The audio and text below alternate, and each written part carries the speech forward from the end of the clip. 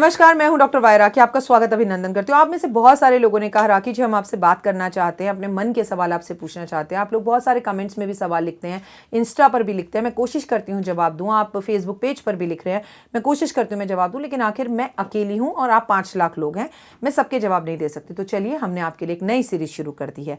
आपको करना क्या है, मैं आपको एक छोटा सा वॉइस मैसेज सुनाने जा रही हूँ, सुनिए। Poonam Dhillon here, you are very very very beautiful. और जो आपका बोलने का स्टाइल है, मतलब मैं क्या बोलूँ आपको, मतलब मेरा तो ना दिल ही आ गया आपके ऊपर। मैं तो आपका खैर, ये इनका दिल मेरे ऊपर आ गया, पर मेरा दिल इन पर आया हुआ है। पूनम जी, थैंक यू सो मच, आपकी आवाज़ भी बहुत अच्छी है। आपको भी बस इसी तरह से अपने वॉइस मैसेजेस हमें भेजने हैं, लेकिन मेरी तारीफ़ें नहीं करनी है। आप सीधा ये बोलिए, मेरा नाम है डॉक्टर वाई राखी। राखी जी, मैं अपना एक व्यापार शुरू करना चाहता हूँ और मेरा व्यापार कब तक शुरू होगा। प्लीज़ अपनी डेट ऑफ बर्थ मुझे मत भेजिएगा और वॉइस मैसेज ज़ोर से बोलकर भेजिएगा। अगर आपकी वॉइस मैसेज धीमी आवाज़ में हुए तो हम जवाब नहीं दे पाएंगे। अपनी 2021 की वीडियोज़ के अंदर जो भी मैं शूट करूंगी पहला, उसके अंदर हर वीडियो के अंदर मैं 2 वॉइस मैसेजेस लूंगी, कार्ड खोलूंगी और आपके सवालों का जवाब दूंगी, वो भी बिना किसी फीस के, मुफ्त। तो क्या आप मुझसे सवाल पूछना चाहते हैं तो तुरंत मुझे वॉइस मैसेजेस कीजिए। 3 नंबर आपको ऊपर मेरे बैनर पे दिख रहे हैं, यहां चलते हुए दिख रहे हैं, तो आप तुरंत इन तीनों नंबरों पर वॉइस मैसेज भेजिए। नमस्कार, मेरा नाम है राखी जी ये, और मैं आपसे पूछना चाहता हूं मेरी सरकारी नौकरी कब लगेगी। बस दैट्स इट। आपका नाम और आपका सवाल मुझ तक पहुंचे, इसे हम वॉइस मैसेज में सुनाएंगे और हाथ के हाथ कार्ड निकालकर आपको जवाब देंगे, वो भी बिना किसी पैसे के। ठीक है, तो आपके वॉइस मैसेजेस का रहेगा इंतजार और रहेगा 2021 का इंतजार। Thank you.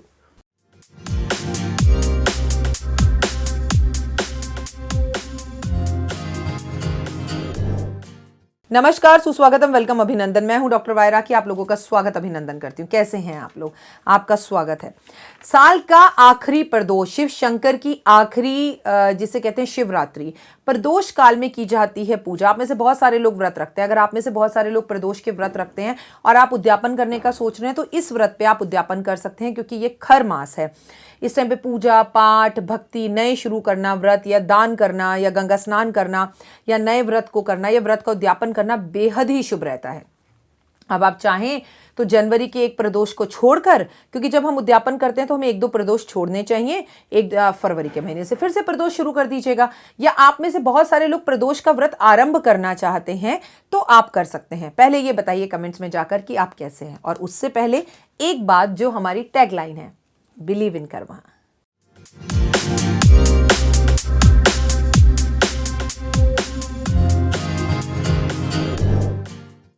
जी हाँ, अगर आप अपने कर्मों पर बिलीव करोगे तो किसी डॉक्टर वाई राखी की आपको जरूरत नहीं है, और भगवान करे आपको मेरी जरूरत कभी पड़े ना। आप खुश रहें, मस्त रहें, बिंदास रहें, आप भला करते चले जाओ, भला होगा।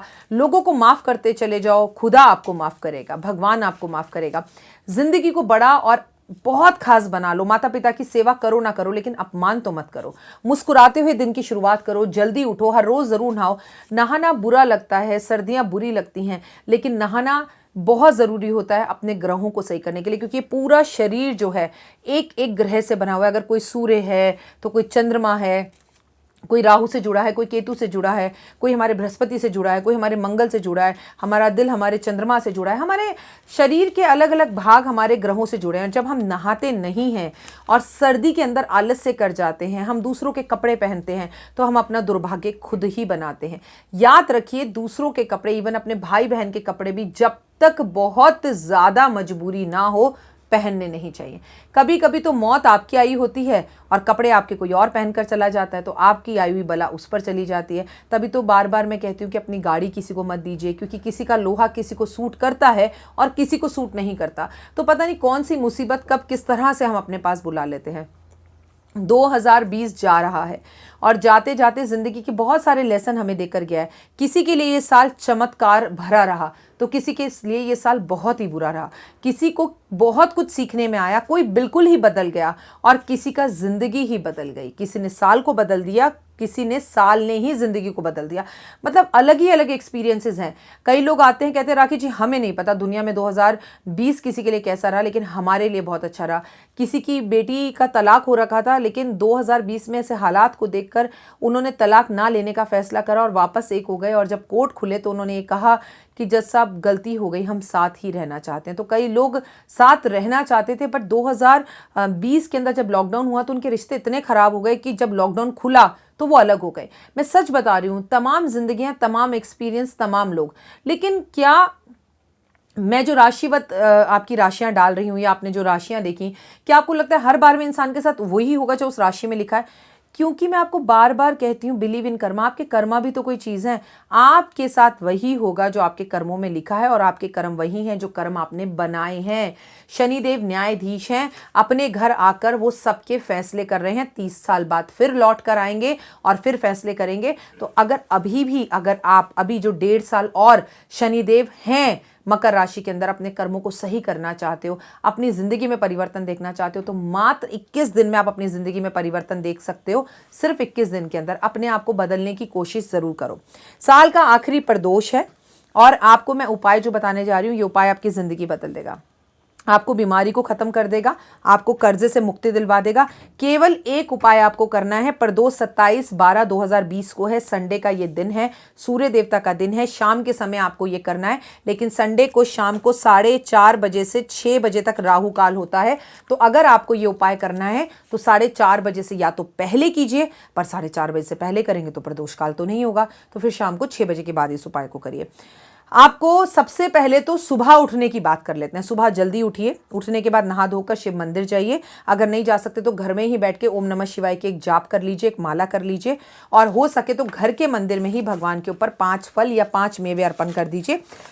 और अगर आपके घर के आसपास मंदिर खुला है, जैसे मेरे घर के पास तो मंदिर खुला है और मैं प्रदोष वाले दिन मंदिर जाऊंगी और दूध में काले तिल और पानी मिलाकर अर्पण करूंगी, ताकि मेरी सेहत अच्छी रहे और मेरे साथ मेरे परिवार की सेहत अच्छी रहे।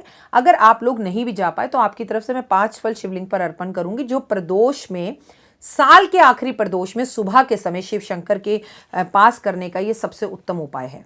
लेकिन अब कर्जा मुक्ति चाहिए, भय से दूर रहना है, डिप्रेशन से बाहर निकलना है, एंजाइटी होती है, घबराहट होती है, तो एक डमरू खरीद लीजिए आज के दिन, और प्रदोष काल में डमरू बजाते हुए अपने पूरे घर के अंदर डमरू बजाइए। बजाते बजाते बजाते बजाते बाहर निकल जाइए और मंदिर में जाकर शिव शंकर के पास वो डमरू रखाइए। इससे भी आपके घर की नेगेटिविटी और जितना भी नेगेटिव ऑरा है वो साफ हो जाएगा। लेकिन प्रदोष काल का एक उपाय बता रही हूँ जो साल भर का उपाय है। आपने पूरे साल प्रदोष का व्रत नहीं रखा, कोई बात नहीं, आपने पूरे साल शंकर भगवान की पूजा नहीं की, कोई बात नहीं, बट ये उपाय अगर आपने कर लिया तो आपको कमाल का, धमाल वाला जो है वो लाभ मिलेगा। आपको शाम के समय मंदिर जाना है, अपने साथ मिट्टी का एक दीपक लेके जाना है, घर से ही घी लेकर जाना है, घर से ही चीनी लेके जानी है, और 2 आटे की रोटी बना लेनी है, ठीक है। आप मंदिर में जाइए, मंदिर में शिवलिंग पर जलवल अर्पण करिए। अर्पण करने के बाद मिट्टी का दीपक वहाँ पर जला दीजिए, और ये दीपक अगर 4 मुखी हो, चारों दिशाओं की तरफ 4 बत्ती हो, मिट्टी का हो और गाय के घी का हो तो बेहद उत्तम। और वहाँ बैठकर भगवान के सामने अपने मन की सारी बातें शंकर भगवान से कह दीजिए और घंटी बजा दीजिए। आप जो मिश्री या चीनी लेकर गए हैं वो शंकर भगवान पर अर्पण कर दीजिए, केवल शिवलिंग पर। महिलाओं से मेरा निवेदन है, जब भी आप शिव जी की पूजा करें जरूर मन से करें, पर शिवलिंग को टच ना करें, दूर से ही आप पानी चढ़ाएं तो उत्तम होगा।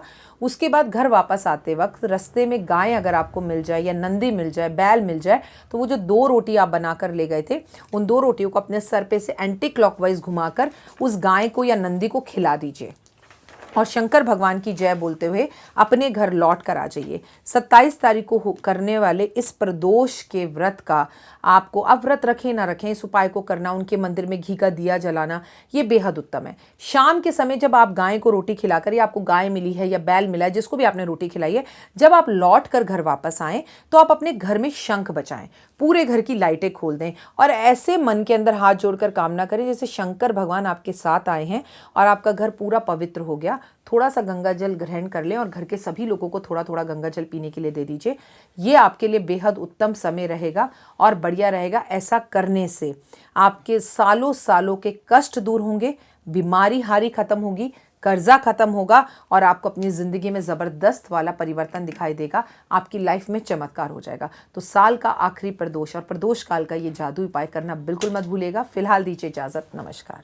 जीवन में है समस्या, नहीं मिल रहा तकलीफों से छुटकारा, नहीं मिल रही मनचाही नौकरी, टूट गया है विश्वास, सांस से आपकी बिल्कुल नहीं बनती और खत्म हो गई है आस, भगवान से आपका विश्वास उठ चुका है, टैरो के 78 कार्ड खोलेंगे भविष्य का राज। सरकारी नौकरी से हैं आप कोसों दूर। कुंडली जगाएगी कुंडली जागरण, कुंडली बताएगी आपका भविष्य। ऊपर से ये जादुई हवाएं, ऊपरी हवाएं, जादू टोना तंत्र विद्याएं, पति पत्नी और वो। करना होगा खुद पर विश्वास। दीजिए मुझे भी एक मौका, अपनी कुंडली दिखाइए, टैरो कराइए, लेकिन अपनी जिंदगी को जल्द बदलवाइए। मैं हूं डॉक्टर वाई राखी। आप मुझसे बात कीजिए, फ़ोन कीजिए, अपॉइंटमेंट लीजिए। आपकी ज़िंदगी के अंदर आएगा ज़बरदस्त बदलाव।